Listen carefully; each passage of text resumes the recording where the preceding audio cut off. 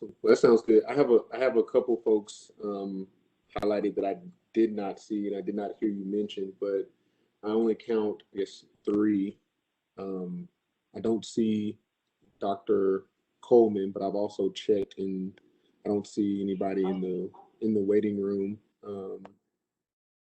So I see some names that are not members um, of our task force here. So I don't know if somebody may have signed in elsewhere, but I only have four names outside of what you have let us know wouldn't be joining us. So clearly a majority. I think would be good to get started. I did enjoy hearing a lot of the active work and activity already pushing forward and what our objectives are around affordable housing. So, again, Councilmember Allen, anything you need from myself, and I think everyone on the task force would love to help and provide further resources there. I'm glad to hear that some of the stuff that ULI has been helpful. But again, feel free to reach out, and I'll do some more research on other municipalities that have done some of that work. Great, will do. Hannah, I'll turn it back over to you. Great. Yeah, I actually saw some new voices on social media supporting the bill, council member. So I think your advocacy work to let our partners know, hopefully you've been able to see that payoff. And I think it's a good lesson in this work going forward, how we incorporate and make sure our partners are looped into what we're trying to do ahead of time, educated, and have the resources that they need to help support this work. So thank you for all that work, council member, and hopefully we'll get you back to the budget meeting quickly. But want to welcome everyone. I'm sorry, I'm having some connectivity issues, so my video is off. But this is our final task force meeting. We have made it to the finish line, and I'm really looking forward to our time together this evening to review the draft report with you folks. Really grateful for all that you've done going back and forth with me, reading through drafts, getting our edits closer to where everyone is looking for. And our goal for tonight will be to agree on the content, that it has been captured. And I know that many of you read and shared what was missing in content, so I appreciate that. I certainly had not forgotten things, but in my writing had not properly captured our discussion last week, and so I really appreciated folks chiming in to make sure that that was highlighted.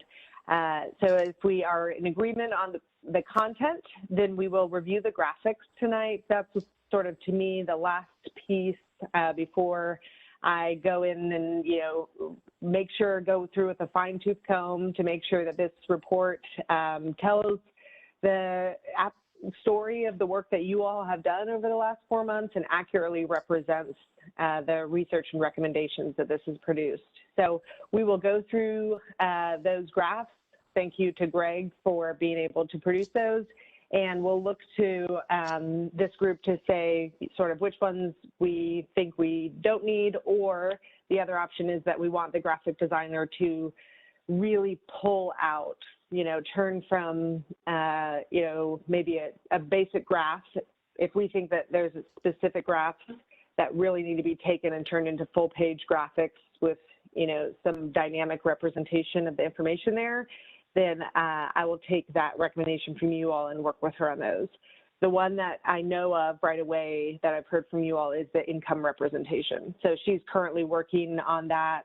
I know that that's really important because AMI can sound just like numbers, but we know that those represent the incomes of our neighbors and their ability to find housing. So we want to make sure that that's well communicated. Dondre, do you mind to share the share button with me? I'll just review our agenda and then we can get into the report. Thank you.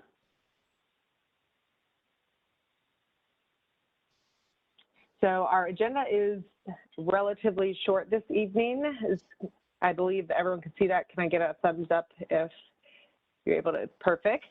So welcome and updates, and then we'll review the report and discuss the graphic additions that you all would like to see. And then building on what Dr. Coleman shared via email, I'll talk about our plan internally for the communications around the release date, but really would love to hear from you all about who do you think are partners that should, would be willing to host, share about their report, what plans perhaps your organization has in sharing the report. Obviously, this is the collective work of the task force. And so, you are welcome. You will all be getting paper copies of this that you can then go and be able to, share with the community. You'll all, of course, have the master PDF to be able to share. And so as much as you are aware of on the front end, we'll love to be able to discuss that in the group setting so that we can try to be coordinated in our effort to make sure that this, like Dr. Coleman has pushed us, is not going to gather dust somewhere, but is going to live and breathe and create change out in the community. And I think part of that is really talking about what this document does. So we have linked in the PDF to a number of different reports. And so really trying to emphasize that you all have built upon existing reports and existing research, and that this has not been done in a vacuum or created, from scratch. So with that being said, for our agenda, I will move into the report and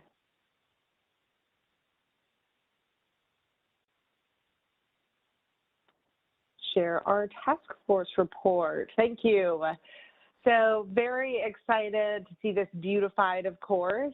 And we will update the dates, of course, and page numbers once we have our full release date. But what I'd be looking for here in our conversation is, again, I want you guys to get to see sort of the pretty version, all your work represented, but then we'll go into the graphics and see where we want graphics that are, perhaps full page or half page. And we think they're important enough to work with a graphic designer from the ground up on those graphics. So we'll have our letter from the mayor here, and he's really just going to be read the draft endorsing your work and thanking this group and sharing about our commitment as a city and how it's going to take all hands on deck. So that's some of where you'll see the call to action that we know is so important.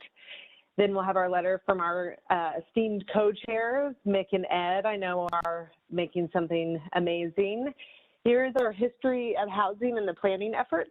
And so this is where you'll see hyperlinks to past reports, the consolidated plan, the transit plan. I think many of you probably received notice that the new community needs assessment was made public today, so we'll update that link as well.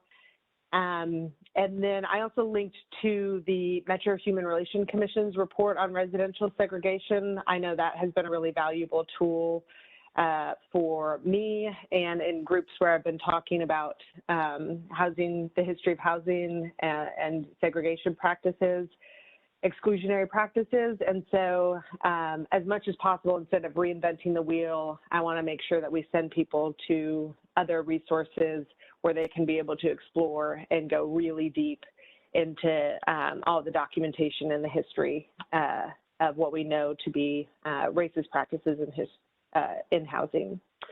So then we get a little bit into the case for action. I know I mentioned this in the email, but there's been a bunch of emails, so I'm going to try to do some summaries of those emails. But I know we had talked about how do we balance, not having so much data at the front that we lose people, but also making it clear that we did reference data and that the recommendations that follow are based on what we know is a pressing need. So some of that there is in our history of housing, sort of what has gotten us to this point, Nashville's evolution, its housing boom, what that has meant for both renters and owners, and then Nashville's, sort of meteoric growth situated in what we know in the last 18 months especially, but the last few years has been a really challenging housing market nationally. And then we linked to Affordable Housing 101. That was Kelsey's report and done in conjunction with the Nashville Civic Design Center. And I always reference that as a great, affordable housing primer. So I know we've discussed that that's not necessarily what this report is. This report, I sort of imagine as the next iteration. Obviously, all of you are practitioners and experts, and so this is not an introduction to affordable housing as much as some really meaty, nuanced recommendations about where we can go. So I will continue to send people to that 101 because if you're new to affordable housing, it's really helpful to learn all of the acronyms and how the pieces all work together before you get right into the recommendations. I'll pause there in case anyone has seen this report or we're, at this level of detail for the first time to see if there's any questions or comments.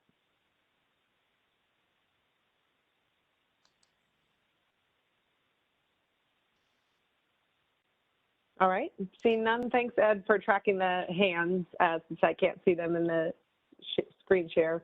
Then we got into the guiding principles. I really appreciate folks who contributed questions here and language about how we represent these guiding principles.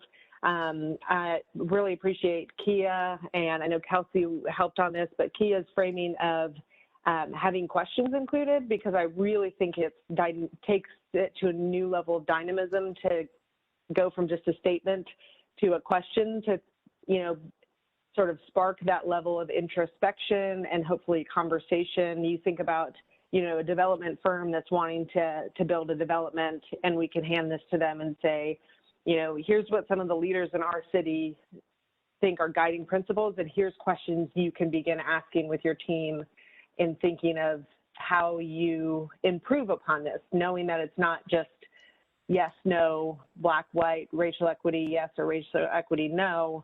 We all are looking for continual improvement and increasing positive impact. And so I think these questions here really help move the needle on that. So if you have not gotten a chance to look at these questions, I really encourage you to do so. And then if you think that there are any that have been left off that seem really important to be included, send those over to me in the next couple of days. I can still make some text changes with our designer. So we had racial equity, innovation,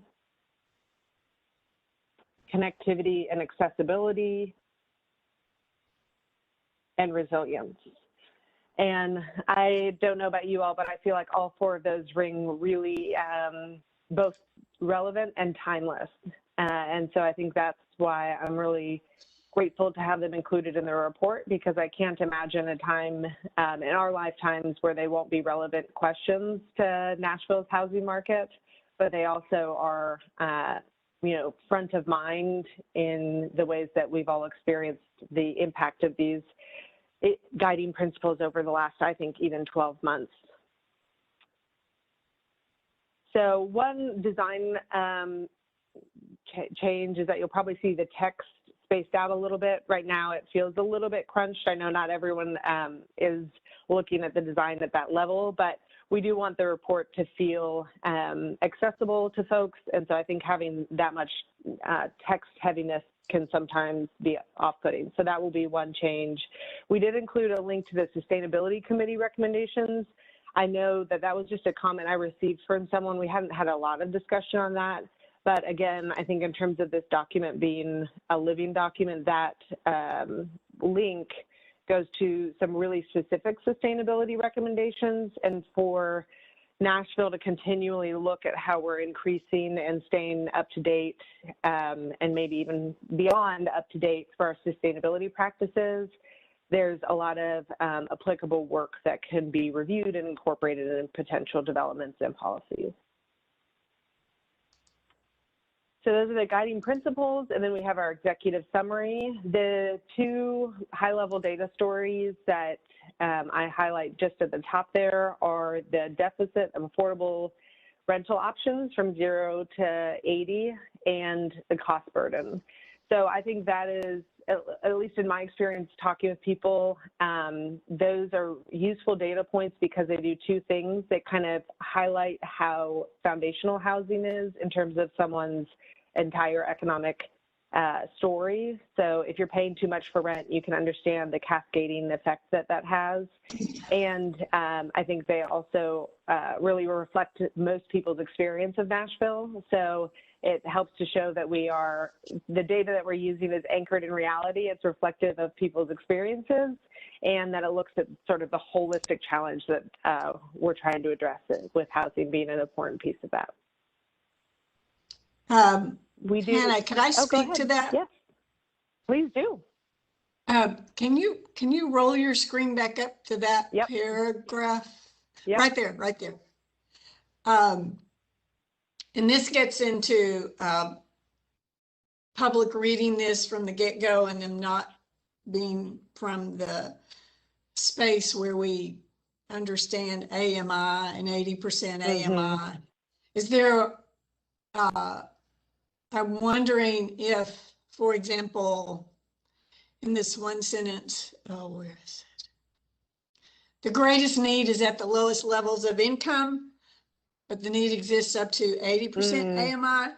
Could we add language to emphasize at whatever that dollar amount is and below, for 30% and below?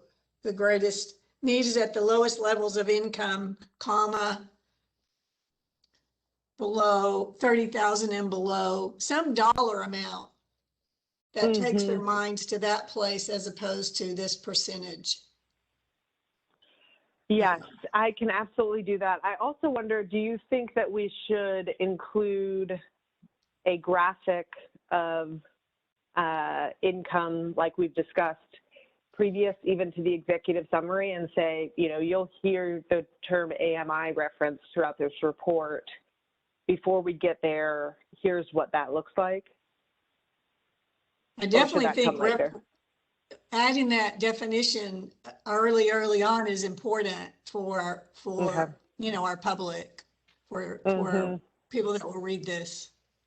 And doing it graphically, that's a great point. I think would be very helpful to it. Like you said, to break up the text, and I think any kind of infographics are really helpful for people to see the information quickly. Okay. This is Jeremy. I'll support that. Anything that makes it a little easier to understand AMI is helpful. Okay, great. And so we think I'm really glad that you guys brought this up, because it's so easy to get bogged down into the text, but thinking through someone's reading without that anchor before you get into it, a lot of the recommendations might just kind of be floating in space if you don't really understand who and what we're talking about. So I could include that, basically right at the beginning here, as a full page infographic, that tries to bring it to life, and really give it some space so someone could look at it and understand, what kind of jobs fall into those wage categories, what do those numbers look like in terms of actual income, and then what would 30% look like as a rent or mortgage? You probably want to define cost burdened as well. Yes. Okay. So we're just trying to set the tone as early as possible so that it helps people grasp it before they hopefully continue to read it. Then I think based on what you all are saying, see maybe these first 4 or 5 sentences becoming a graphic to talk about, what cost burden is and what it actually means for someone. You have less money to put into savings, so you're more exposed to economic emergencies.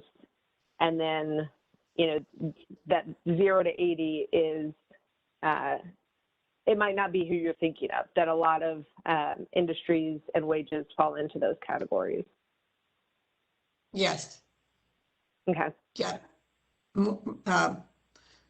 Lean towards more putting numbers as opposed to percentages. What the dollar amount is. Okay. Yeah, I'm very. Okay. Go ahead, John.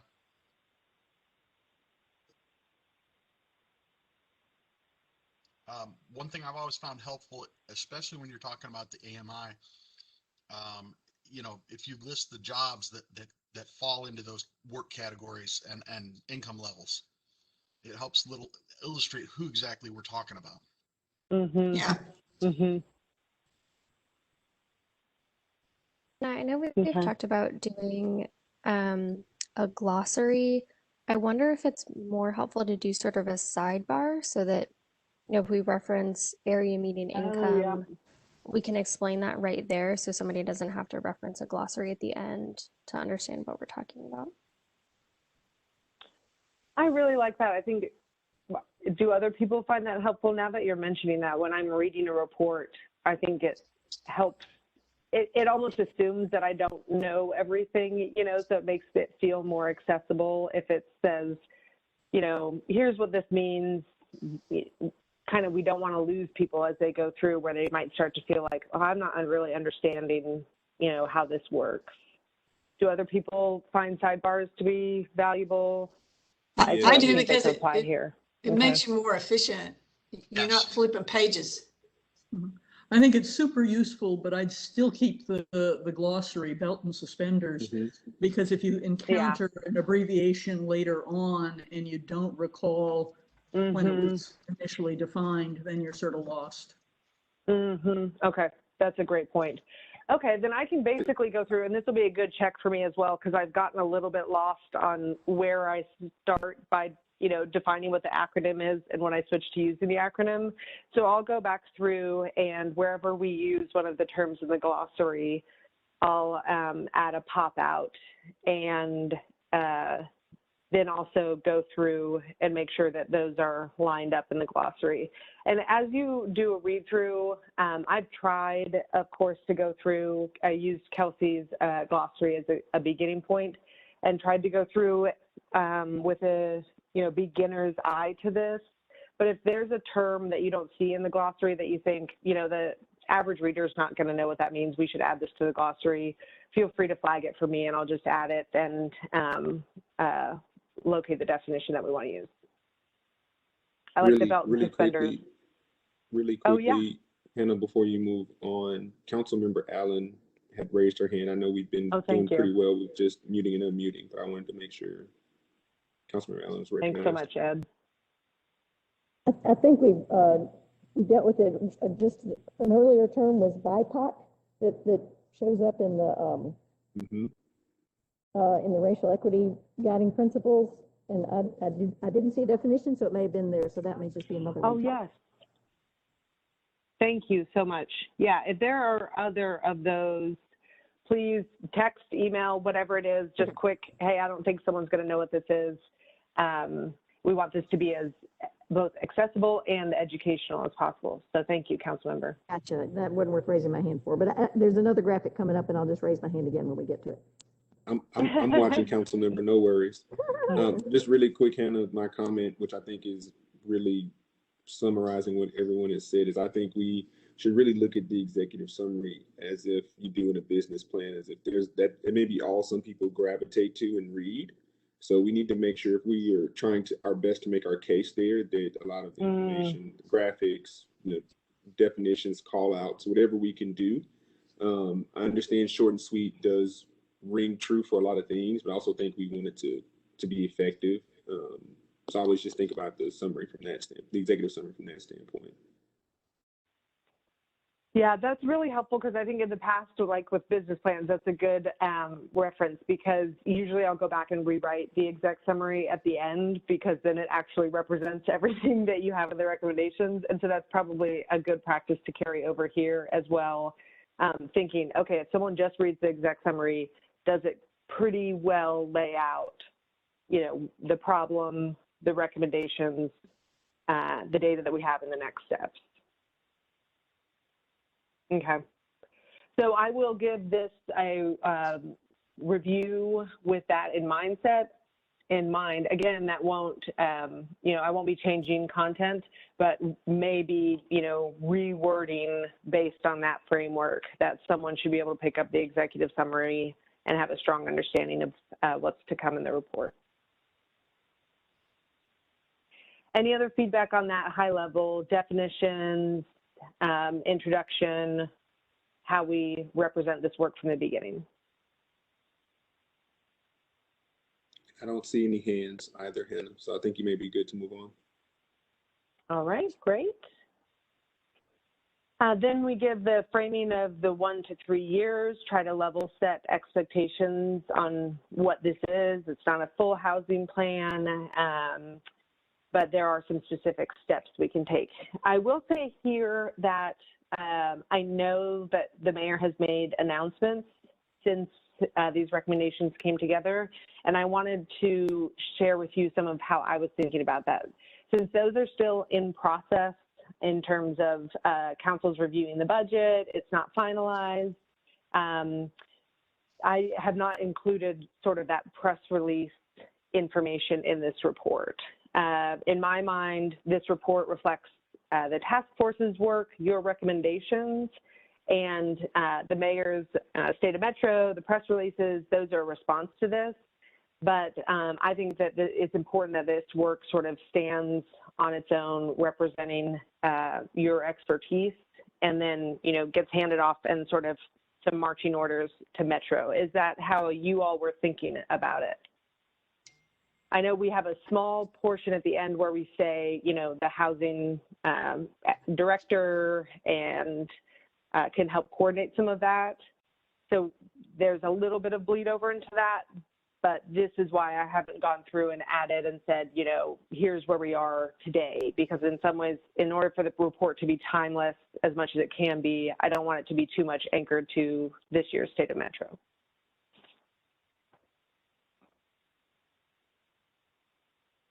See any hands up yet in response to that, Hannah, but I would like to recognize that Dr. Coleman has joined. So I know we referenced her earlier, so she is now on the call. And Kelsey, you just raised your hand. Yeah, Hannah, I agree with that. I think treating these as two separate things, especially looking at this Barnes recommendation, you know, the mayor's budget doesn't quite get to that $30 million a year. And that is only a one-time, a portion of that is a one-time federal use of funds. So I think keeping these as a separate recommendation makes sense. Okay, great.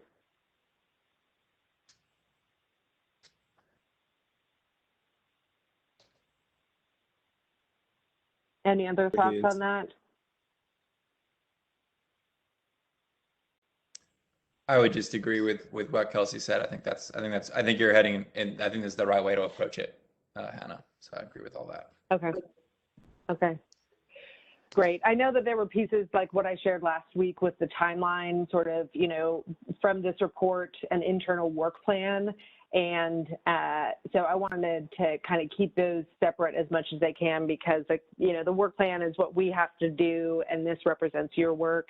And I think that kind of, you know, call to action that you all have put forth is important to sort of stand on its own and act as a North Star for the city. So you won't see those sort of a nuance, the, you know, work plan, the timeline, you won't see that reflected here, but of course that is what we're developing internally.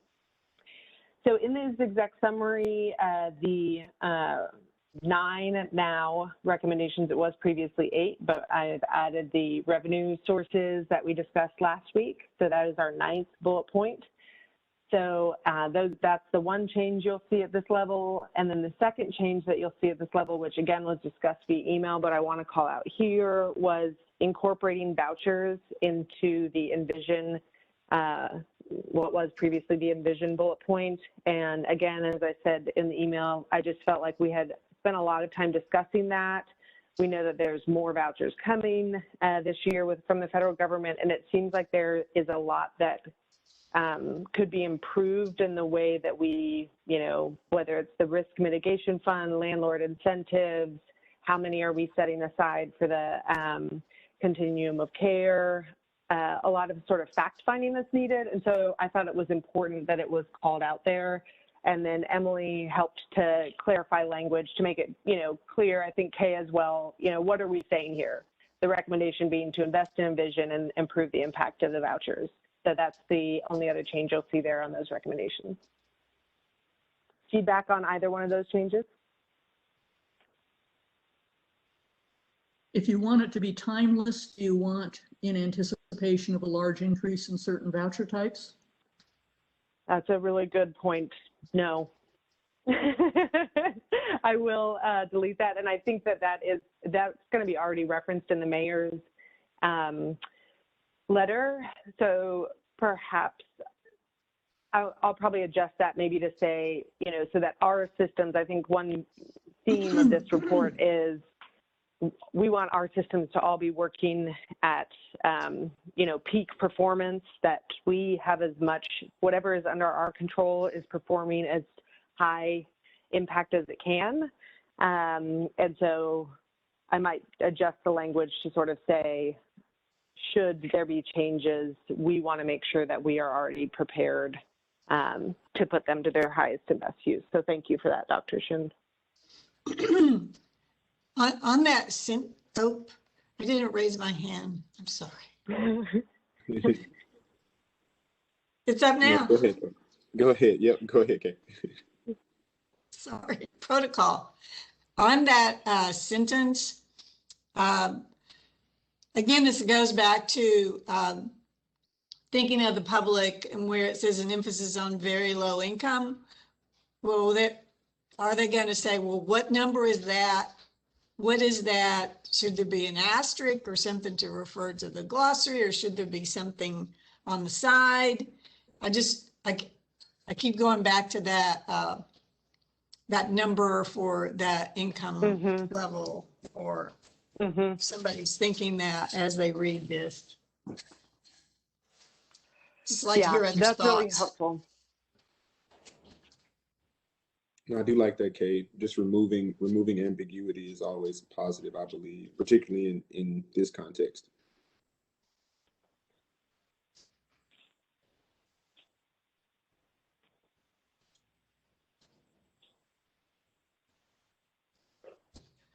I don't see any other hands, and I know you might be making a note or comment. Just wanted to let you know. Okay, thank you. Yeah. I am now just kind of thinking through, and I'll talk with our designer, because I think we could also put any of like the keywords in italics. So that way, even if we do a pop out the first time that term is referenced, if we have some way of denoting, if you come across this, you can always go to the glossary. And then I think I'll also put in the number, but the reference to the fact that that number changes every year. So if someone's reading this a year from now, that they, I'll put in, here's where you can go to find the updated numbers. So I can include that in the glossary as well. But I agree, I appreciate that feedback, and we'll go again with the fine tooth comb, thinking through where can we add numbers and try to make this more concrete for people and less theoretical. Yes, because we want advocates, so we want them to understand it as best we can.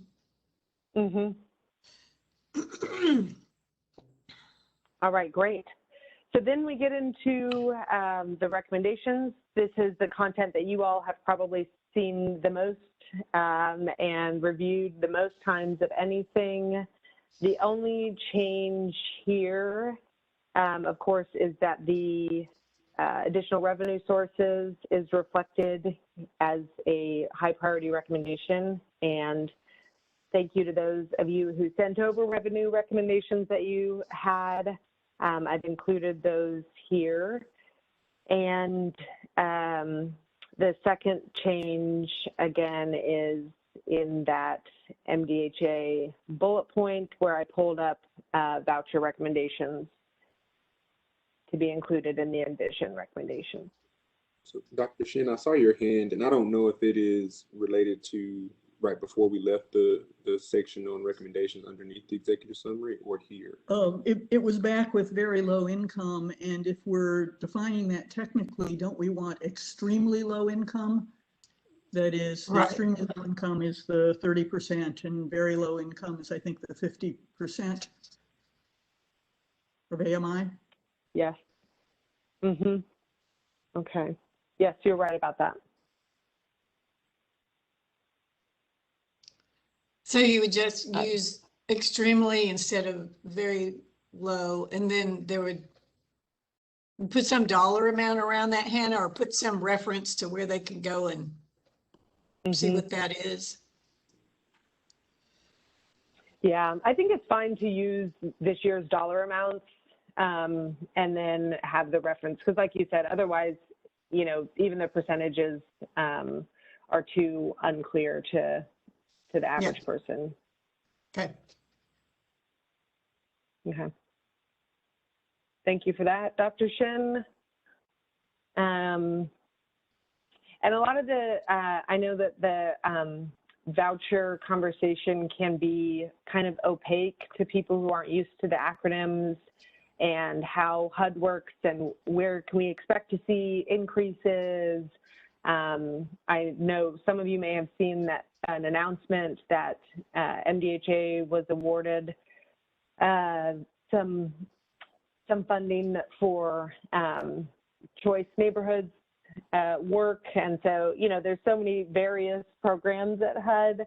This can be a little bit hard to connect with. So I may add some language at the top of this one as well. Again, going through and trying to put on my, you know, average Nashvilleian hat, try to put some language in to appreciate the fact that there are a number of different programs run out of HUD for vouchers, and that, you know, trying to sort of acknowledge the landscape that exists before we get into what can be some pretty hard to connect with, perhaps recommendations for the average person. And then maybe include, again, a link to say, if you want to learn more, here's sort of a HUD/vouchers 101. Right, because you could use, anytime we talk about vouchers, and that's really foreign to the average person trying to get their head around, but many understand the word subsidy, and it is a subsidy. It's a form of subsidy. So there could be a way to put that in parentheses somewhere, Hannah, just to help people wrap their head around it. Mm-hmm. Mm-hmm. Yeah. Yeah, because then you get into the fact that the voucher amount changes, that it's not, you know, set. Some of them are set anyway, and that impacts how many that we can actually put out there. But I think for this one as well, trying to think through how to also include places that people can stay up to date on this information, knowing that there's, you know, the rapid rehousing work that's taking place. So sort of thinking through where someone could go to learn more, not necessarily about a term or a specific topic, but staying up to date. So I'll also sort of look, and maybe we could include at the top with the key leaders and the cost, or in the back with the glossary, you know, where to stay connected with this work, knowing that there are different hubs. You know, Metro Homeless Impact Division does some of this work. Obviously, MDHA does some of this work. And so there's not necessarily, of course, to our, one of the themes from the whole task force, there's not one central place for all of the information. That's coordinated housing system. We'll grow to that. Right. Do people think that those kind of links at the back would be helpful in addition to a glossary of not just terms, but kind of the groups that help manage these programs currently? Okay. I think that would be helpful. I see a thumbs up. Okay. Great. Great. Yeah, because I think about like THCA, so much funding comes from them. They're not really referenced a ton in the report, but there is a lot of great information that someone could access on their website. And so it almost seems like a shame to not be sending people and using this somewhat as a directory. So that's also something I could think through with the designer, how we maybe represent that housing org chart, or, you know, how we represent the entities that are all working in this space. All right, so then we move into the case for action. So this is where I'll spend the majority of our time here together. Thank you so much to Greg for writing the data narrative to bring words to these numbers. But what I would like for you all here, this is the piece that's probably going to change the most from now to the final. The recommendations are locked, but this is the part, of course, that I'm working with a designer on. And so what I'd love for you all is that if we go through these graphs and you can kind of say, yep, just keep that one as is, you know, just coordinate the colors to the rest of the theme, or this is one we would really love to see as a full page graphic and, you know, go to work with a graphic designer on how to bring that to life. So this first one is the occupational wages and growth through 2029. And Greg, feel free to jump on and add context here. But, and I actually can't see if you are trying to speak, Greg, so just no need to raise your hand if you want to, but. Yeah, Councilmember Allen has her hand raised. Am I recognized? Yes, yes, sorry, yes, you're recognized. Go ahead. Two things. One, I want to back up to the recommendations because I thought my hand was raised, but it wasn't. And apologies. No, it was I thought I punched it and I hadn't. On the recommendations for the data, I just want to make sure that when we say create a dashboard, that it's a publicly accessible dashboard. I think, you know, enabling people to see at any given time what we're doing is really important. And I know we've tried to create the housing scorecard in the past, and we just haven't had the authority to fund someone to spend time on it. And so my hope is, you know, that is a step in this direction. And I just want to make sure the wording reflects and empowers that. And then back to the graph, I think this is such an important graph, and it just, to me, it's hard to look at it and go, oh yeah, that's telling me that people don't make much money. So it would be interesting to just have other folks reflect on how this communicates the message to them, and if there are any other ways to present data that we could just think about that might enhance its communication effectiveness.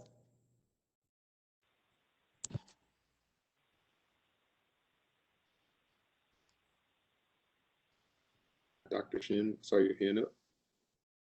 And then after that, Kelsey.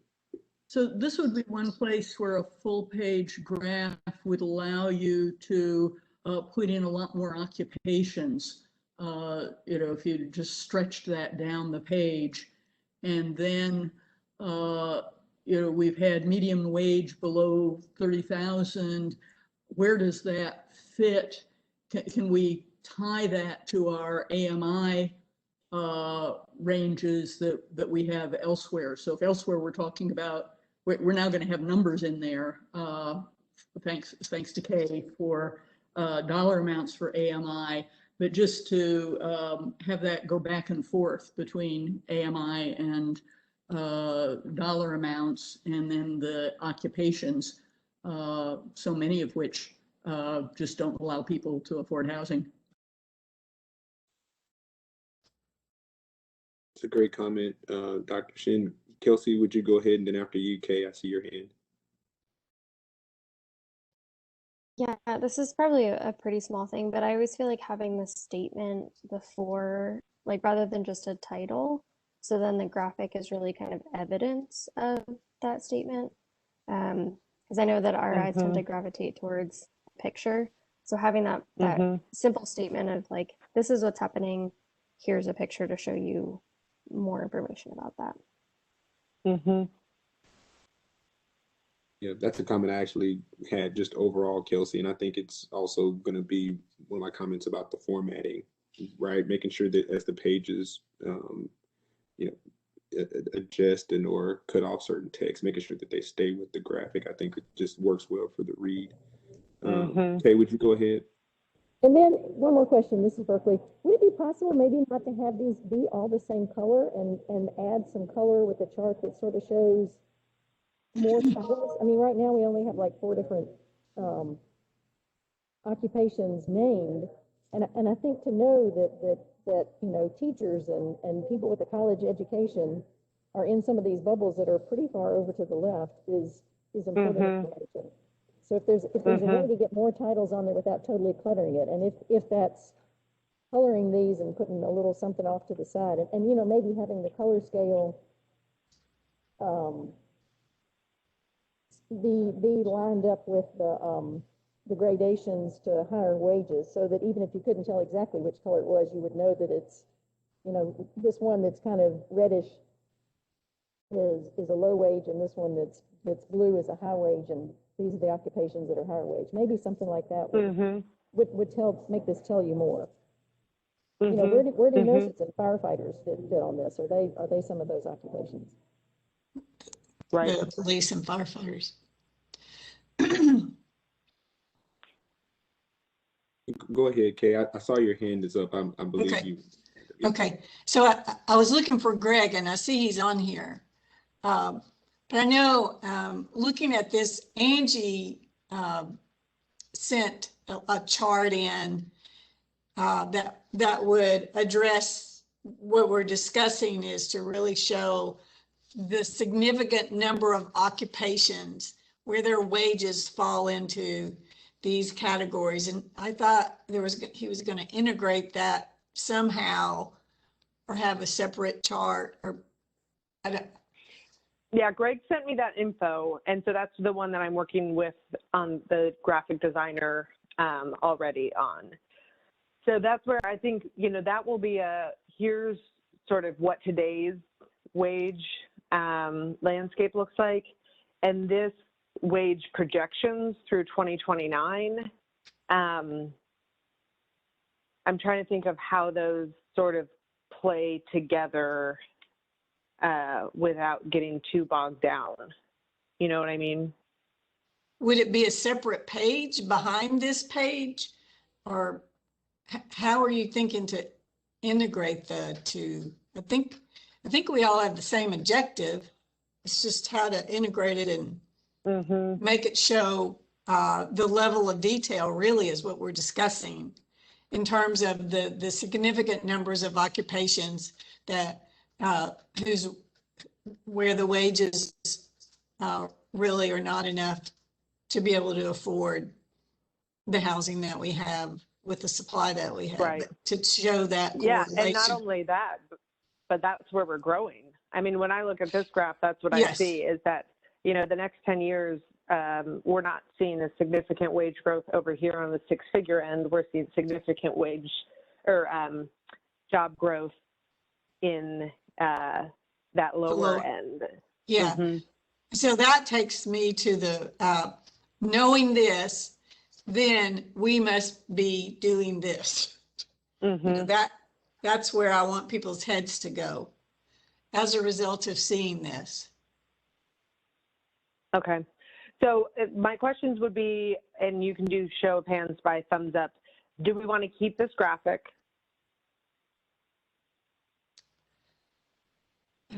Okay.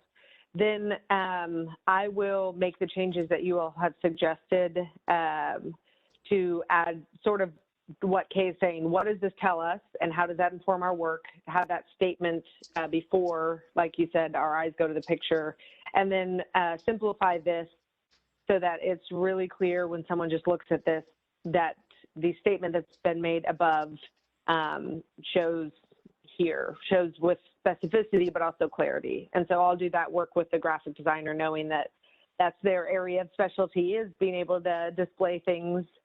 But if we want to keep this and we just want it to be more simple, then I can work on that. Am I? Yeah, and Hannah, I think. What do you think, Ed? Well, I was going to say, I think this is a really, really important graph for both making our case, but I think also for communication.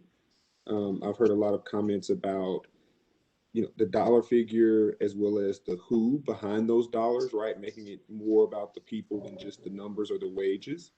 And I see how this graph is already slightly truncated, maybe the wrong word, but it's divided. It has those lines showing where that median wage lies. I think it would also be good, even if it was like across the top, it shows where those AMIs are. So I think there's a great opportunity to really maximize this chart.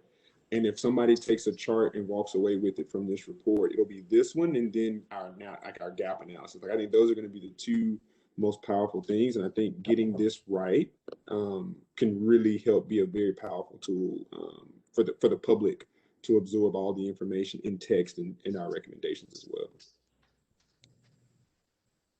That's a great framing, Ed, too, of thinking about these graphs living alone, you know, going out, someone being able to incorporate them into a report. How does the graph sort of tell the story?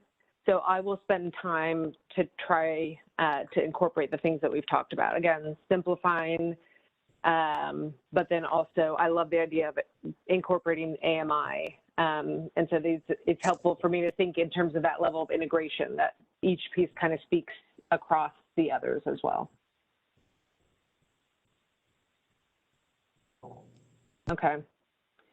So being aware of time. So graph number 2, I'll work on making sure is really dynamic. So we can think about that one being one that's highlighted.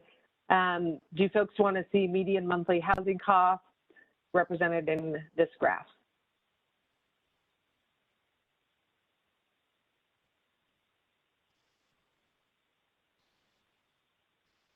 I think going to Kelsey's point as a statement above this, where you just state costs have increased X percent or increased from X dollar to X dollar, just have that statement at the top of it. Okay. But also that renters have caught up with owners without building equity. That's important. Yeah. I think that explanation is really important, because this looks like owners are doing fine, but it's because they have a set mortgage. So Yes. I think that explanation for why, and to Councilmember Allen's point, the lack of equity building and wealth building, I think it's a really important piece.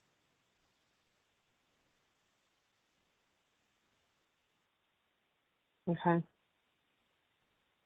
And I know neither Greg or my feelings will be hurt if you say, you know, this graph doesn't really tell that much, feel free to cut it. So I should have prefaced this review with that. Yeah, Kelsey, I see your hand still up. I know. Oh, wait down now. I was going to say, I think the statement does a lot, and the graph is reinforcement. I think just that you know, 2 sentences of what we're trying to say, and then just graphically representing how that has occurred over the past decade. Greg, I see your hand, sir. Okay. Somebody I else just trying to talk? Okay, I see your hand next, Kelsey. Sorry, I keep over talking you. I just want to jump in to note, I think Hannah had asked about a chart similar to this, but showing median incomes, just so to put this one in a little bit of context. I think that would be great, having incomes as well as housing. I mean, housing affordability is a joint function of incomes and housing costs are going up, incomes are not, and not to the same extent, and that's a really critical message. Yeah. Could you add a legend on the right-hand side and have it on the same graph? I mean, add a scale on the right-hand side? We could, I would tend to want to do it as an index rather than having two scales that move independently. But we could, the other way to do it would be to just have the 2 charts side by side. I think this one, it doesn't have so much information in it that making it narrower would harm it. Right. Or at least that'd be my recommendation to the designer. Kelsey, go ahead now. Thanks for your patience. No, you're good. Just sort of a general comment. And I'm wondering if there's a way, especially for any of these graphics that are like really meaty, to have those available as separate images or files that partners could use to share, to, you know, embed in their own documents, share in social media, like just having this as kind of bite-size pieces that folks can share more easily. Yeah, that's a great idea. And I will make sure that's some of the work sort of after the fact with the designer, that we have a lot of flexibility there. So please feel free to make those kind of requests because, you know, we should do it now, and it's all part of sort of that messaging that comes after. And I want to be able to make it as easy as possible for people to share this info. So thank you, Kelsey. And if people think of others, just let me know what else we want from the designer while she's on our case. Just one quick headline point on this particular graph. It's really striking to me just looking at it that renters have seen a 50% increase in rental costs between 2010 and 2019. Like that to me is, you know, that going from 800 to 1200 is a 50% increase in rental costs, and that's a nice straightforward headline. I think that's relatively easy to That would be a digest. perfect headline for that graph, right? I think it might be. Okay. All right. I'll make those changes there with the graphic designer. The percentage change in home values and monthly owner costs. Again, the same questions. Is this valuable? Do we want to keep it? Thumbs up. And then what changes? Simplify, add information. And I will work with Greg to add the summary ahead of every graphic. So I've captured that feedback. Kelsey. I think for me, the monthly home ownership cost doesn't say much. To me, the story here is that the home values have gone up so much faster than incomes. So I'd rather, instead of seeing monthly home ownership costs, see the income trend.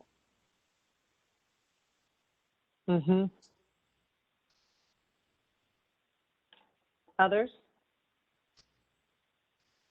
Yeah, I would agree with Kelsey on that point.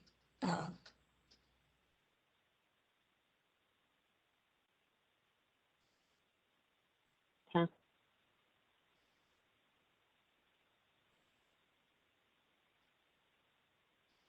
Any other feedback before moving on? I mean, I guess in terms of what our comments are, I mean, I'm trying to figure out what it supports explicitly. And here, are we just saying that, you know, if you were already a homeowner, if you already had the opportunity to own a home, your ability to have housing has been relatively unchanged, but that sharp increase shows just how much of a barrier now it is for folks to get to that level of stability. Like to me, I think there's a story here, but if we're not telling it, the graphic itself is not going to shape it for us. To me, this is more of an equality, quality of living, you know, economic stability type of graphic. It gets to economic mobility, and it you know, comes under the heading out of reach. That's what I think of in terms of home ownership possibilities. Yeah. Kelsey, I see your hand back up. Yeah, I think this also somehow ties into zoning, because folks who have already owned a home have benefited from this increase in home values, while our limited stock of homeownership opportunities, because of our limitations on density, has priced new homeowners out of the market. So that might just be a narrative piece, but I wonder if there's a way to tie the increased home value to the kind of stagnation of density.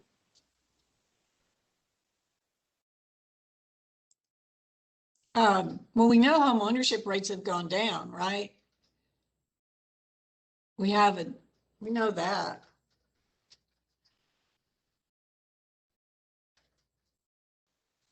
Greg, Could I that see be your hand.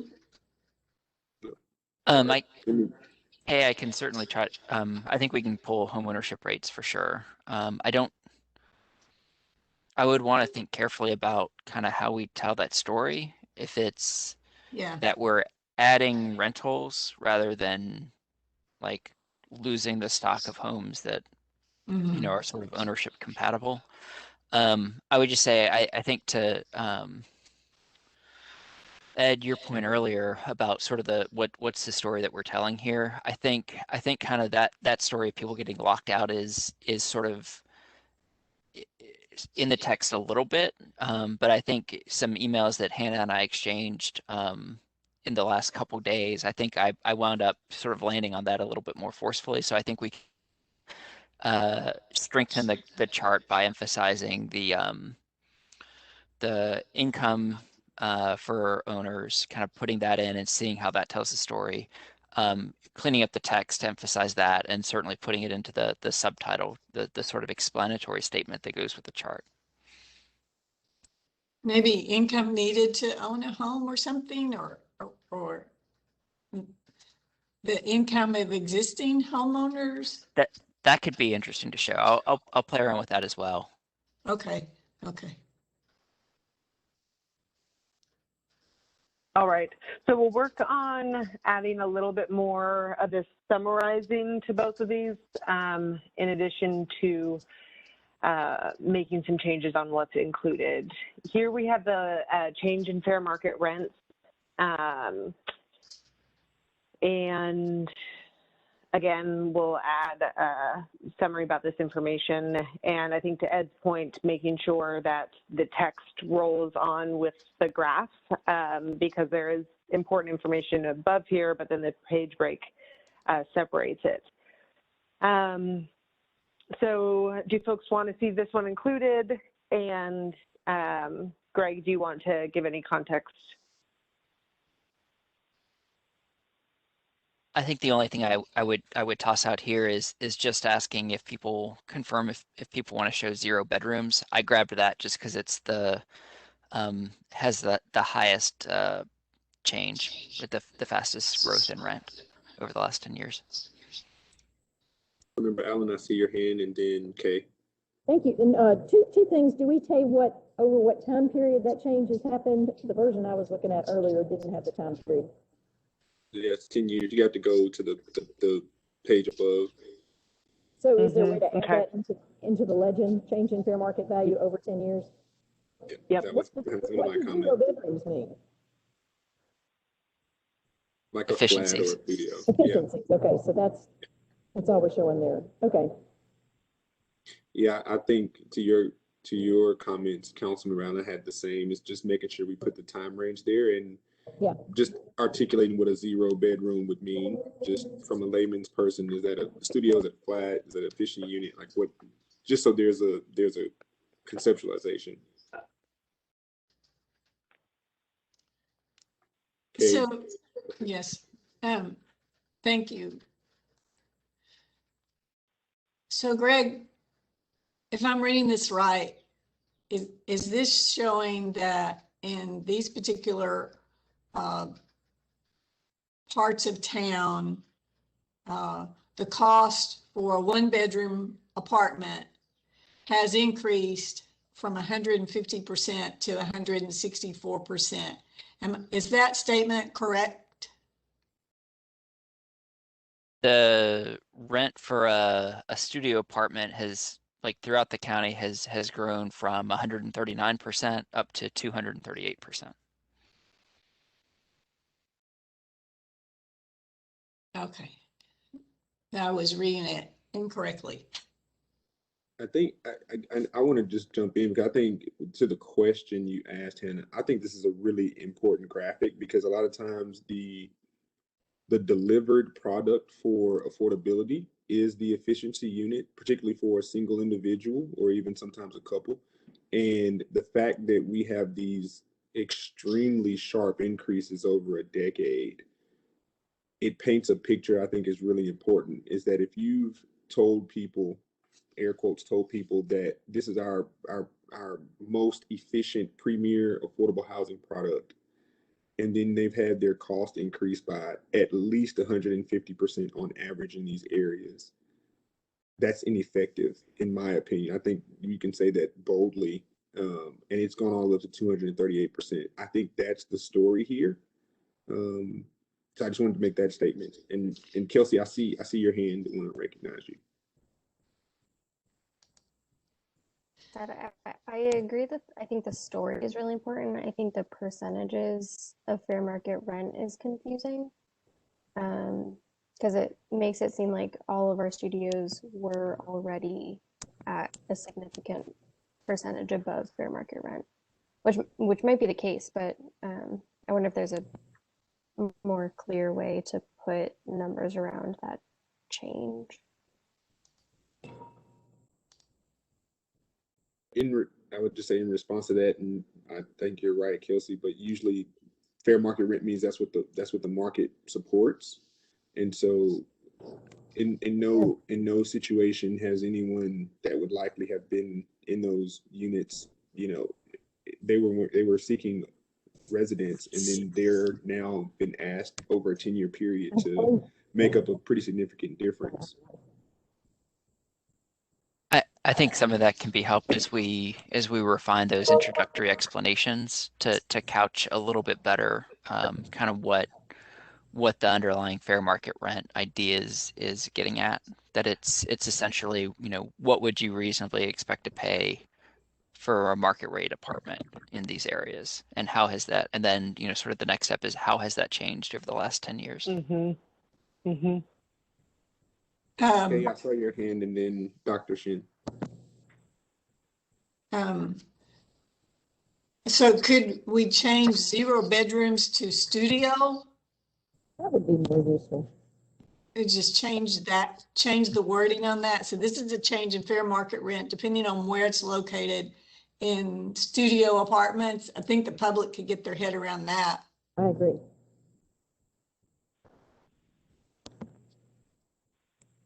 And part of the story here is that even moving to the cheapest studio apartment isn't affordable. No, exactly. Whether you're a single individual or whether you're a family cramming into a studio apartment, even that is not affordable anymore. Okay. So we can I'll work with Greg to put language around this graph similar to the other ones to make sure that the visual represents the text, and then we don't have a page break getting in the way of that. And then we have Greg's great gap analysis. So these tables we have reviewed a few times. So these shouldn't be new to anyone.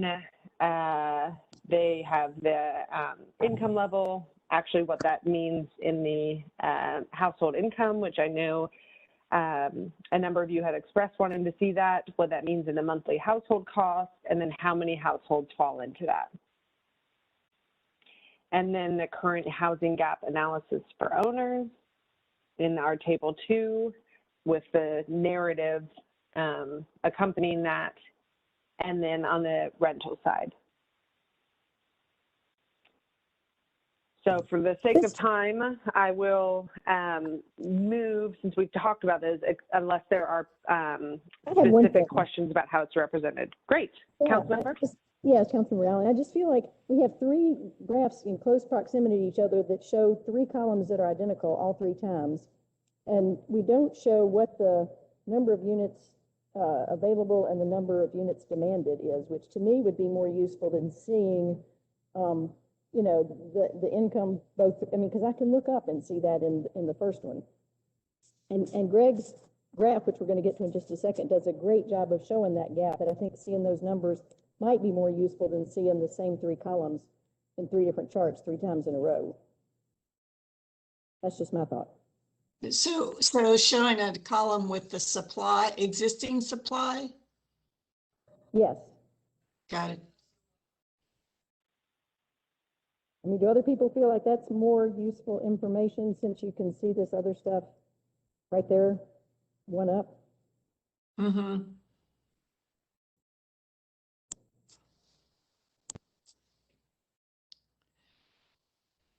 I would agree because it takes your mind to, okay, one of the questions is what do we have and what do we need? Yeah, and I think that's the key question. Okay. I will work with Greg on this then. I know, it's the balance of trying to make sure that a certain graphic doesn't become too overloaded so that people get lost in it. But I can understand that, council member, in terms of having that data that repeats itself. This is one that maybe we could turn on its side and have a full page graphic. So that way, those three are represented in conjunction with one another without duplicating the columns.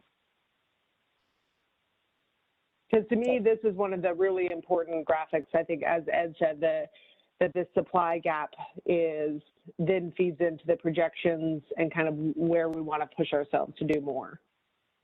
So if this takes up a full page and I work with a designer on it, to me, that seems like a good use of time. Because again, this is one, to Kelsey's point, where I could see partners wanting to take this and include it and, where they're setting their targets and making pitches. Greg, anything else you wanted to add on these three? Nope, I think that all makes sense. Okay. And then this graph is where Greg works to sort of showcase what we've discussed, which is the number of, and you can see the summary there, the number of households and units affordable at each income level.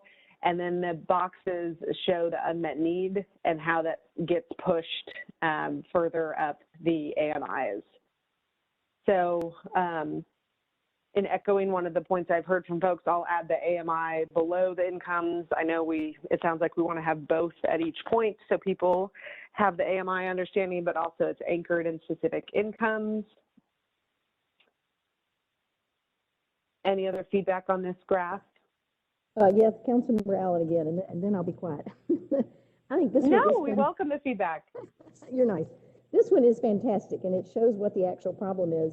And I think adding at the other end, I mean, the fact that that the demand, or at least the number of housing units available for the people who make more than 109,000 is way lower than the number of people who need it.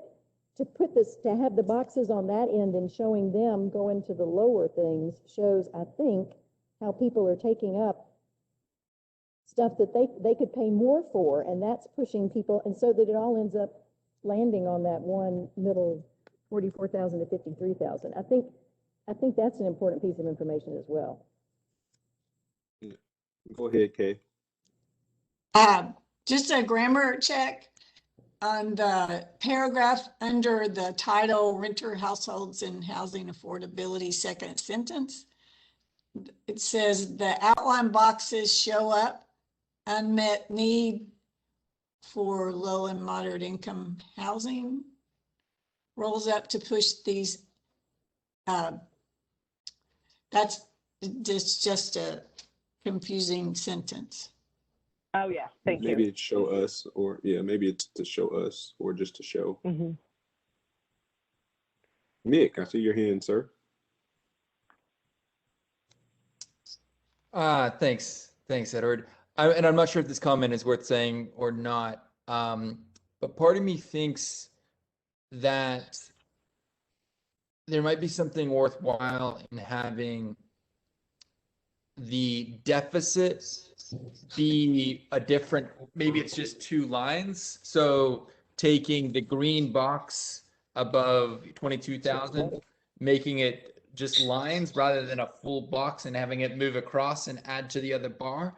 Because visually what I see is those two take 22,251 to 37,050 $50. I see visually I just see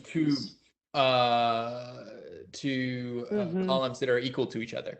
So I'm wondering if there's a way we can represent the deficit in a slightly different way that adds to the column to the right. Does that make sense?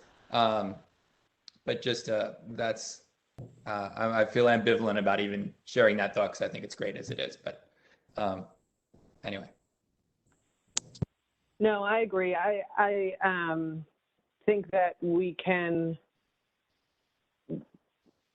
sort of show the rolling impact of it versus kind of shoring up, since that's what's happening, the rolling impact, which is, Greg states, but we want to make sure that's really clear, that someone would just look at it and sort of see, oh gosh, this is compounding on itself. Greg, do you want to chime in? I see your Yeah, hand. I was just going to say, I think I would, at this point, I would defer to whatever Hannah and the graphic designer can come up with. But when Hannah and I were discussing this in the last day or two, one thing occurred to me that I'll toss out here. Hannah, you might see if they're willing to do a few versions of it and then kind of compile them into either video or kind of an animated GIF that, because I think Oh, I think the cool. thing that works best is to sort of dynamically show it. And so like present the thing, orient them to the orange and the blue bars, show the deficit in one, like actually move it up to the other one. I mean, like that, something like that, if they're willing to do something a little bit different. That won't work in the paper document, but as y'all think about sort of sharing things around and that sort of thing.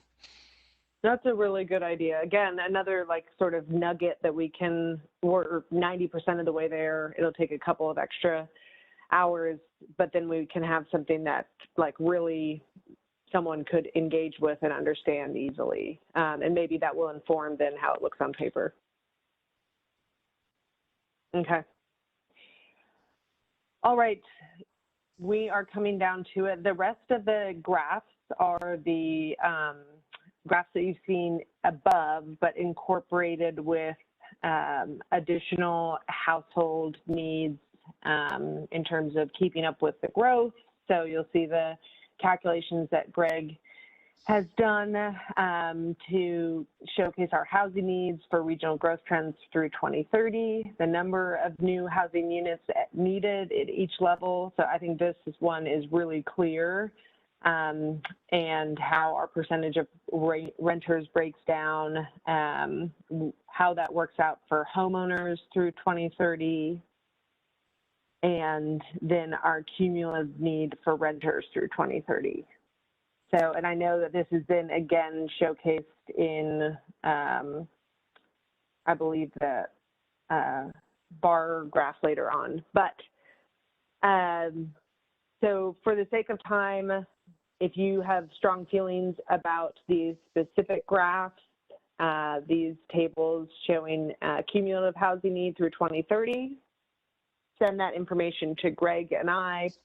Mostly me. I'm determined not to put more work on Greg than he has already done. But here we show, I think, something that's really important, especially as all of us are having conversations with neighborhoods, showing the affordable housing units, and sort of the geographic dispersion of those. And I know that there was a conversation about doing a next iteration of this that would include the AMI breakdown. So that's on my records for our data analyst to go through once that person is hired and be able to, you can sort of envision how this graph would, again, in an animated fashion, be able to show perhaps the growth over time or the growth by AMI. But I think that this is helpful in showing that we don't have necessarily, one or two council districts carrying all of the weight of our affordable housing density, but there's certainly not equitable geographic distribution. And so I think, this can be used in some really powerful ways to make the case for, I think of in Barnes' case, do we want to do specific grant rounds in, choice neighborhoods, or do we want to focus the pilot where you would get bonus points for being in choice neighborhoods, or how do we try to make this map a bit more evenly dispersed? So any feedback on this map, I find it to be really valuable, so I'm going to vote that it's included. I'm muted. I see a few hands. Ashley, I saw your hand, and then I see Gina and Kay, and then there's a couple more. But Ashley, go ahead. Hi, thank you so much. I do think that this information is incredibly valuable, but I would really highly recommend that we reconsider how it's displayed. This map in particular makes it look like affordable housing is a sickness, and that's kind of the immediate reaction you have to something that is red and also blotches on like an otherwise perfect area. So if you could do like more of a heat map kind of thing, or something that we've done in the Barnes annual report this year, we changed them to hexagons, or something that's just a little bit less Chicken less poxy. yeah, less chicken poxy. I would just say that it has a better feel for the reader as you're consuming it. You don't have that immediate reaction to the data. Yes, that is so Very- valuable. Yep. Very strong comment. Thank you, Ashley. Gina, would you go ahead? Yeah, similar feelings, Ashley. I also think this one needs to be much larger. I think if this one were to take up a Okay. page, I think that would also help with the blotchiness that you see on there, because these would be able to spread out a little bit. I also wonder if there's, the heat map is definitely one way to do it too, or at least vary the color in these different sizes. I think it would be a little bit easier to read, but I do think this one being larger would be much more helpful. Okay. We can But make I it think we should larger. Do you definitely think include it council because it's great district? information. Oh, sorry, go ahead. No, I was just going to say, do you think we should put council district to overlay? If we make it larger, then we have some more, flexibility on adding some layers. Yeah, I think we should, Hannah, because I think that's the number one question we always get asked. Yeah. So I think if we had that available as a graphic that was large and easy to read, I think it would be super helpful. I think this is great information, so I would definitely vote to include it. Okay, great. Thanks, Gina. Greg, I know I probably, in hindsight, should have called on you sooner, considering that this is the graphic. But if you'd like to weigh in, please go ahead and do so. No, just to say that there's some other basic cleanup stuff, such as removing confidential and other sort of better map making practices we'll incorporate. Thanks, Greg. Kelsey and NK. I will defer to our council member representatives on this, but I do think that having the council districts might be useful, especially if this map does get bigger. And then I just wonder about, it's hard to identify or connect with a dot. If there's a way to highlight a handful of projects so that there's a better visual connection between, like, what does this dot actually represent, whether that's a family that moved into that unit or a picture of the building, just so that it's not so abstract. Okay. The feedback I'm getting is that I'll spend some time. I think when we make it larger and make it a whole page, then we open up a lot of options. So I'll play with and look at some other reports for ideas on how to make it dynamic, and definitely sort of again, what's the story we're trying to tell here? We're trying to tell, these are people's homes and lives and the basis for their community. We have some geographic distribution, and we need to have a lot more. So we'll find a way to tell that story in that visual representation. Kate, would you like to go ahead? Yes, Hannah, would you scroll back up to the previous chart? That right there. I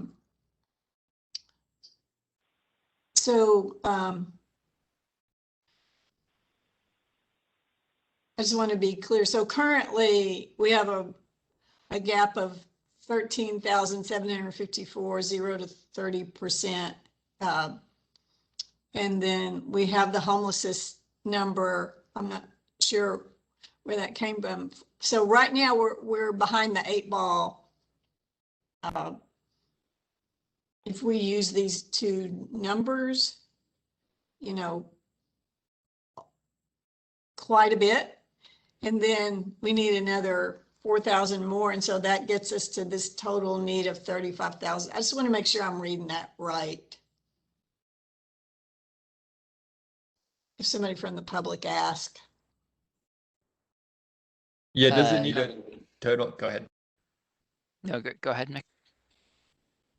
I think you're about to explain it, so I'm gonna. No, I believe that's right, if I understood what you're asking. I do want to double check the homelessness number, to make sure I didn't typo that somehow. But yeah, the current and the homelessness are sort of, well, no, so the homelessness is and we can include this on the title. It's I believe it's a 5-year projection that Dr. Tackett provided. So it's sort of the current gap is what's going on now. The homelessness is sort of a 5-year need, and then the growth through 2030 is a 10-year need. So it's mixing and matching things a little bit, but it's, you know, sort of our best estimate looking ahead.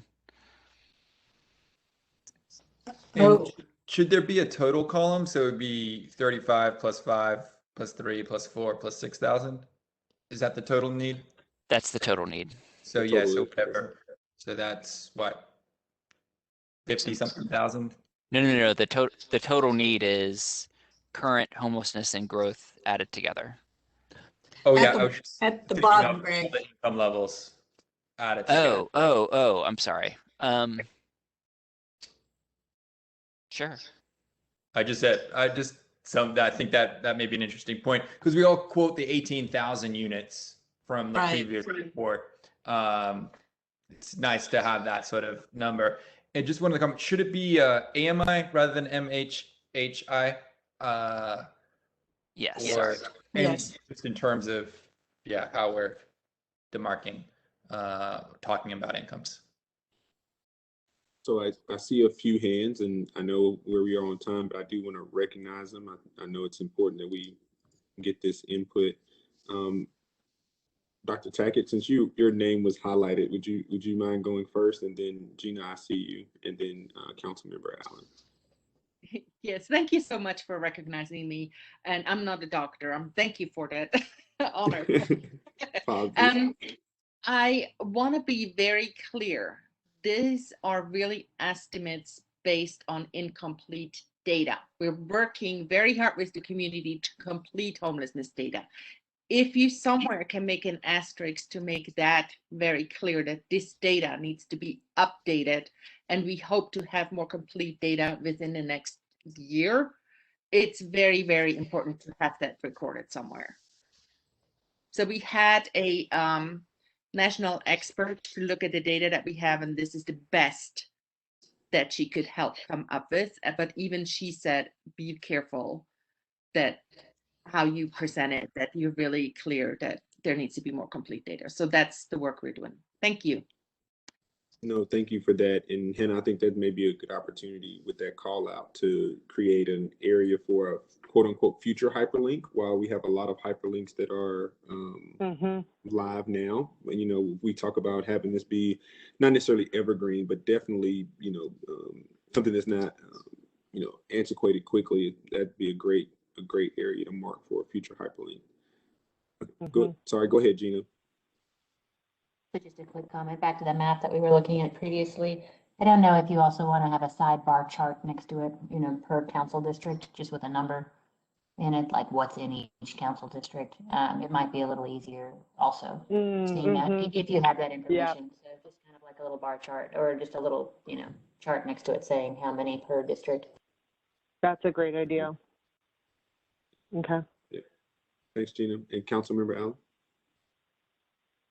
Thank you. If I just get some clarification back on the chart that includes the homelessness number of 17,000, when we add up the totals for 0 to 30% AMI, but then for all the other columns, we just assume that the need will not be met by that positive rental gap. That's, I mean, obviously we've shown in an earlier one that that's being filled by people who are paying more than they can afford. But I just wonder if Greg can clarify why we don't acknowledge that there are houses out there that are just being used by people in the wrong income bracket. Yeah, Points they interact. So this is, I mean, honestly, even just today, I was trying to sort of think around the dynamic nature of the housing market and sort of what it means to show kind of adding housing for the very low income for very low income households, and what that means for the, kind of the surplus at the higher levels compared to the growth need. And it honestly, it breaks my brain a little bit. So that's why I tried to simplify it by just emphasizing that we have this immediate crisis that we have to address at the very lowest level. And then the rest, it should be thinking in terms of keeping up with growth rather than, precisely balancing what's left. I think it is very imperfect. I would say it's probably I don't know. It's an imperfect thing that doesn't capture the dynamism of the housing market, but I think it's, sort of what we're able to do without a much more robust model of thinking sort of changes in one segment impacts another segment. Mm-hmm. That makes sense. Okay.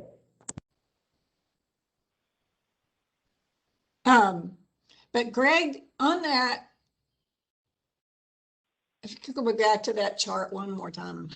So if I'm reading across from 81 to 120%, so we have a current rental gap of 23,467 units. Then we're going to need 4,950 units. But doesn't that number need to be 4,950 plus 23,467? I'm still struggling on this. Maybe the thing to do to simplify it a little bit is to take out the numbers that are in black in the first column, because what those are showing, and I guess it's mislabeled a little bit, is those are surpluses, like other than the one in red at the top. So that's what Councilmember Allen was saying is, in theory, the surplus can absorb the future growth, but really what's going on is just that's how it's balanced out right now. And we still need, like, for the growth thing, you still need additional housing units. Now it won't be like exactly in this form, but that's what we're trying to capture. And like, we try to do this very robust thing of recognizing sort of the different sources of housing need, and sort of recognizing them together, but ultimately they're probably not quite additive. But maybe the least confusing thing would be to simply take out the surpluses and just note, there's a current surplus, or some way to sort of explain that away. I just put the word surplus. Really quick, and you can tell me if I'm absolutely wrong here, but when we talked about the graphic that shows the columns, when we talk about the renter households and the housing affordability at each level, I mean, is this sort of going in tandem with that? I think this and that may need to have some type of interrelation explained. That really just shows that again, that deficit in the 0 to 30 causes all of those others all of those households to try and secure housing at higher income levels. Yeah, I think the first column is definitely sort of conveying that data, and I think finding some way to keep them linked to have the explanation from the chart in mind when people look in this. Viewing this. Mm-hmm. I don't see any other comments. I just wanted to let you know that, Hannah. Thank you.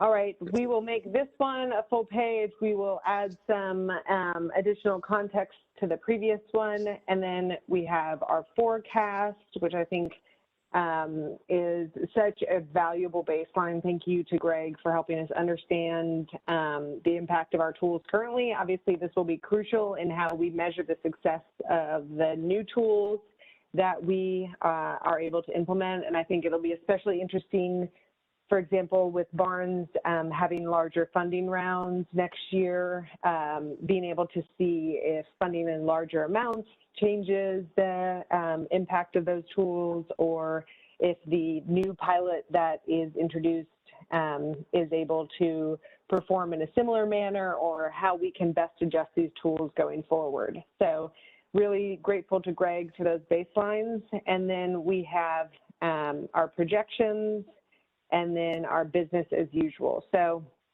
going to adjust the colors here and try to work with the designer to create a uniform color scheme while also sort of showing the story, of course, surpluses, deficits. But these are our last two before we go into the conclusion, the rest of the recommendations, and then the glossary. So for the sake of time, I will ask if you are interested in these last two and have comments, that you send them to Greg and I, unless there are quick comments here that we can wrap up and respect folks' time. I don't see any hands, but I would, and if my fellow co-chair does not mind, I would like to close us out. Great. Well, I think if I can, oh, go. No, and I was going to say, I think if there's anything that, of course, is extremely important, please cut me off. So, Hannah, you might be about to do that. No, all I want to say is how grateful I am to each of you. I'll let Mick and Ed finish things off this evening, but I know that it is challenging to do this work to begin with, and then it is challenging to do it in a fashion where we're not doing a full housing report. Our scope was a little bit nebulous at some times, and you all have stuck with this process. I am so proud to get to work with you as a public servant and try to give you all what you need to go and serve our community. So I'm just so grateful for your engagement, your continued attendance in these meetings, your dynamic conversations via email, your responses to the report, your edits, every step of the way. Your dedication to this work and our community has been so evident, and I'm just grateful to you each for all of the time that you contributed. I want you to know how seriously we value your time, and I hope that it is clear why we took this intermediate approach. I hope that the commitments in the state of Metro, the funding that we'll see in the upcoming budget, I hope that each of you know what an integral role you played in securing that and making the case for why that will be impactful. And so from the bottom of my heart, I cannot wait to see each of you again in person, to be able to thank you. Thank you to our co-chairs, to Mick and Ed for leading this group, to our subcommittee chairs, Kelsey, Kia, Angie, and Kay. And thank you to all of you for your time and for letting me be a part of this community. Ed and Mick, I'll let you guys finish things off. Well, thank you for that, Hannah. And to really just dovetail right behind you, I just want to say it's been an honor to serve in this capacity. I'm extremely thankful. I believe that the greatest responsibility and as well as the greatest opportunity for a leader is to listen. And just being able to listen to you all, the collection of experience, the collection of just deeply devoted thought and contribution to this has been just both something that's made me extremely proud, but I've learned a lot along the way. And I'm glad that there's a product that is being delivered from this that I'm personally proud to shoulder and carry forward. And I know each of you will be as well. So I'll say that and just thank everyone again. I would have loved to have this to have been done in person. I was quite skeptical it would work this way, but you all have been so engaging that I honestly, I think that the product came out just as it was intended to be. Yeah, and I'll just quickly echo that. Thanks to everyone.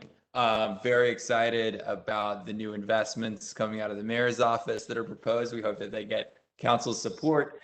And I really don't believe that they would have happened without all of your work and energy over the past 3 months or 4 months now, or is it 5 months now? I'm not sure. I've lost count. A lot of meetings, and really appreciate it. So thank you all.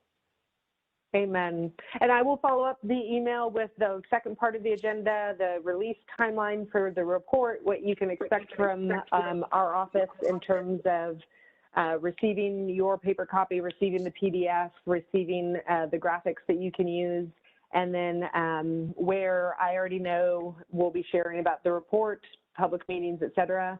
And then I'll kick off an email conversation if others plan to share and we can make sure to support upcoming legislation like Council Member Allen's data and the budget, and sort of help make sure that everyone has what they need to see this report, make sure it doesn't gather dust. Hey, Hannah, this is Jeremy. Can I add one more thing on the legislative side? Please do. The Affordable Housing Improvement Act in Congress is going forward. Mayor Cooper signed on as a letter of support. We got a word that the mayor of Memphis is also signing on. We're trying to get a lot of the other folks to sign on, and we're also trying to get our congressional delegation to sign on as co-sponsors to that legislation. Last year, we had all but one of the members of the House sign on as co-sponsors, which is pretty impressive to have that diverse a group all supporting something. It was up to the last minute that it was still in the mix for the legislation at the end of last year until the very end.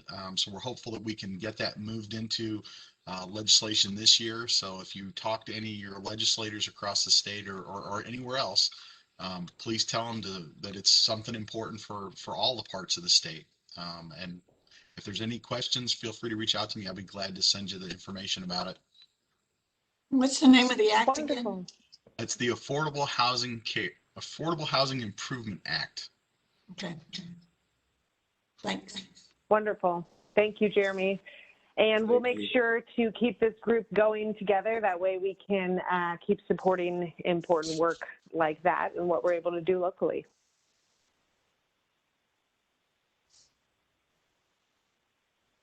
Thanks, All right, Hannah. Thanks, seeing no everyone. other hands. Thanks, everybody. Great. Thank you all so much. Hopefully we'll everybody. see each other soon. Indeed. Take care, all. Everybody. Bye.